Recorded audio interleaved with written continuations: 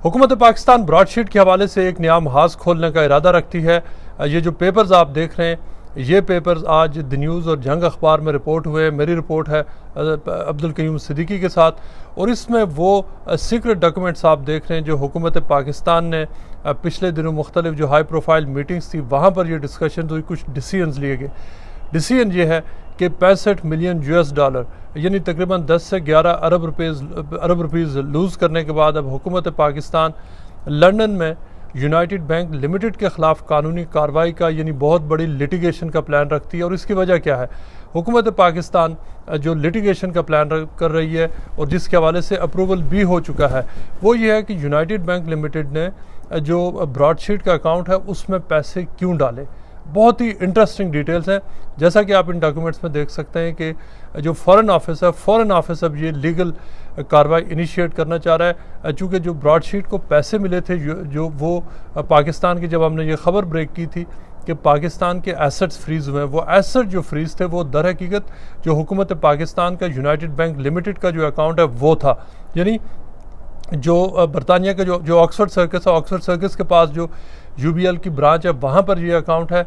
और उस अकाउंट के ऊपर जून 2020 में जो लंदन हाई कोर्ट है उसने ऑर्डर किया था कि उन अकाउंट्स को फ्रीज़ किया जाए ब्रॉडशीट के फेवर में, लेकिन उस खबर को उस वक्त दबा दिया गया था। हमने उस वक्त भी उसको रिपोर्ट किया था, लेकिन उस वक्त मीडिया में उसको हाईलाइट उस तरह से नहीं किया था, और वजह उसकी ये थी कि उसमें उस वक्त कुछ उस तरह का सियासी मसाला नहीं था। अब हुकूमत पाकिस्तान प्लान ये कर रही है कि UBL को यहाँ पर सू करेगी। वजह क्या है कि UBL ने वन साइडेड जो पैसे हैं वो ब्रॉडशीट के अकाउंट में क्यों डाले, लेकिन ऐसी बात नहीं है। सबसे बड़ा सवाल ये है कि UBL के पास इतने पैसे आए कहाँ से। UBL के जो अकाउंट है उसमें ये सारे पैसे, हम आपको ये डॉक्यूमेंट्स दिखा रहे हैं कि ये सारे पैसे हुकूमत पाकिस्तान ने भेजे। हुकूमत पाकिस्तान के ऊपर कोर्ट ऑर्डर था। कोर्ट ऑर्डर ये था कि वो ये कंप्लाई करे, लेकिन उसमें मसला एक था कि UBL जो तकरीबन जो टोटल अमाउंट पे करनी थी ब्रॉडशीट को वो बनती थी 29 मिलियन US। पाकिस्तानी हुकूमत ने ट्रांसफ़र कर दिए 26 मिलियन US, लेकिन उसमें से तकरीबन 2 to 3 मिलियन US का शॉर्टफॉल था। ये वो पैसे थे जो लंदन हाई कमीशन के पहले से ही पड़े हुए थे, और UBL ने इन दोनों पैसों को मिलाकर जितना भी कोर्ट ऑर्डर था जो 28 पॉइंट समथिंग मिलियन का बनता था, वो सारे पैसे उन्होंने पूरे करके दे दिए। अगर UBL ना करता तो UBL के ऊपर कॉन्टेम्प्ट ऑफ कोर्ट लगनी थी। हुकूमत पाकिस्तान अगर ये ना करती तो हुकूमत पाकिस्तान को ब्लैक लिस्ट किया जाना था।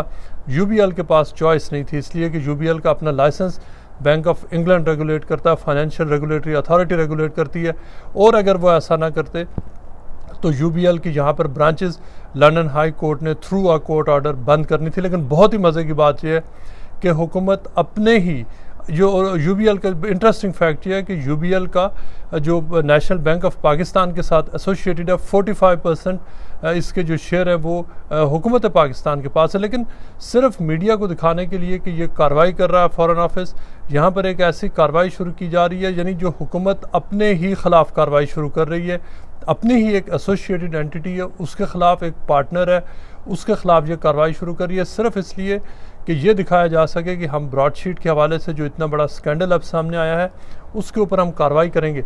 सवाल ये पैदा होता है कि ये इतनी बड़ी अमाउंट्स पाकिस्तान से शिफ्ट किसने की थी, किसने परमिशन दी थी। बाकायदा तौर पर कैबिनेट मीटिंग हुई, कैबिनेट मीटिंग्स में ये पैसे अप्रूव हुए, अप्रूवल के बाद जो यहाँ पर आए। और अगर अप्रूवल करने पर उसमें जो इस हवाले से ये भी कहा जा सकता है कि हुकूमत के पास चॉइस नहीं थी, लेकिन जो कोर्ट ऑर्डर थे उन कोर्ट ऑर्डर से भी पहले रश किया गया इस सारे मामले को, एकदम कार्रवाई हुई और ये पैसे लंदन आए। अब UBL से अगर लंदन हाई कमीशन ये कह रहा है कि हम आपको हम आपसे सवाल पूछते हैं कि आपने ये पैसे ट्रांसफ़र क्यों किए, तो सवाल तो ये बनेगा कि आपने ये पैसे अकाउंट में डाले ही क्यों थे। और अगर आप पैसे अकाउंट में डालकर आप उसको फिर ये कह रहे थे कि उन्हें ट्रांसफ़र ना करें, आप एक और डॉक्यूमेंट देख सकते हैं, और ये वो डॉक्यूमेंट है जिसमें जो लंदन हाई कमीशन ने लिखा पाकिस्तानी हुकूमत को, जिसमें कहा कि हमारे पास ये हमें कोर्ट ऑर्डर मिला और हमें ये अकाउंट डेबिट करने के लिए कहा गया है। लेकिन उसके साथ साथ जो लंदन हाई कमीशन है उसने रिकमेंड किया कि ये पैसे भेजे जाएं UBL के अकाउंट में। ये पैसे आए, लेकिन उसके पैसे आने के बाद UBL ने जब लंदन हाई कमीशन को लिखा कि वो अंडर कोर्ट ऑर्डर है कि उसने ये पैसे डालने हैं, इस पर जो पाकिस्तानी हुकाम की तरफ से कहा गया कि हम आपके बिज़नेस बंद करेंगे, हम आपके साथ ऊपर लीगल कार्रवाई करेंगे। और ये कि ये पैसे आप डेबिट नहीं कर सकते।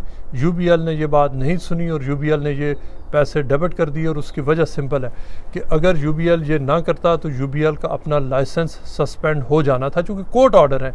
लेकिन उन कोर्ट ऑर्डर्स के ऊपर, ये कोर्ट ऑर्डर्स को नई बात नहीं है, ये जून 2020 के कोर्ट ऑर्डर्स हैं और जिनको दिसंबर 2020 में जाकर फाइनल किया गया। वो फाइनल वो हुआ कि जब 2 दिसंबर को कोर्ट ने 2 फैसले किए, 2 दिसंबर को और 17 दिसंबर को। 2 दिसंबर को कोर्ट ने वो एप्लीकेशन जो ब्रॉडशीट के सीईओ ने दी थी कि नवाज शरीफ के जो फ्लैट्स हैं एवनफील्ड अपार्टमेंट्स, उनको इस केस से अटैच किया जाए। कोर्ट ने उस एप्लीकेशन को कहा कि वो उसे मेंटेन नहीं करेगी, इन फ्लैट्स को अटैच नहीं किया जा सकता। एवनफील्ड अपार्टमेंट्स के ऊपर 20% कमीशन नहीं दिया जाएगा। और 17 दिसंबर को जो कोर्ट ने रूलिंग दी और उसमें कहा कि वो जो जून 2020 का जो फ्रीजिंग ऑर्डर है उसको फाइनल किया जाता है।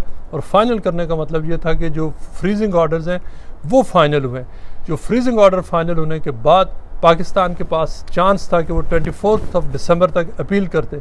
पाकिस्तान ने अपील नहीं की और फिर 30 दिसंबर की रात को यूबीएल ने ये जो जितनी भी टोटल अमाउंट जो कोर्ट ऑर्डर में लिखी हुई थी, वो कोर्ट ऑर्डर की जो अमाउंट थी यूबीएल ने वो डेबिट कर दी ब्रॉडशीट के अकाउंट में। उसके बाद मुकम्मल तौर पर खामोशी रही। लेकिन अब चूँकि पाकिस्तान में बहुत सारे सवालात पूछे जा रहे हैं कि ये सारा काम किया किसने, पाकिस्तान से इतने रश में ये पैसे भेजे किसने, क्या किसी के उसके ऊपर कोई कमीशन था, क्या उसमें कौन कौन लोग थे जो इसमें इन्वॉल्व थे। और ख़ास तौर पर जो ब्रॉडशीट के सीईओ हैं उन्होंने जो इल्ज़ाम लगाया है कि लंदन में जो एक हुकूमती डेलीगेशन आया, उस डेलीगेशन के एक की मेंबर थे, उन्होंने आकर उनको पूरा एविडेंस दिखाया और जिसमें ये दिखाया कि वो हुकूमत पाकिस्तान के बिहाफ पर एक्ट कर रहे हैं। वो कोर्ट को लुक आफ्टर, वो जो केस है पूरा उस केस के इंचार्ज हैं, उसको लुक आफ्टर करते हैं।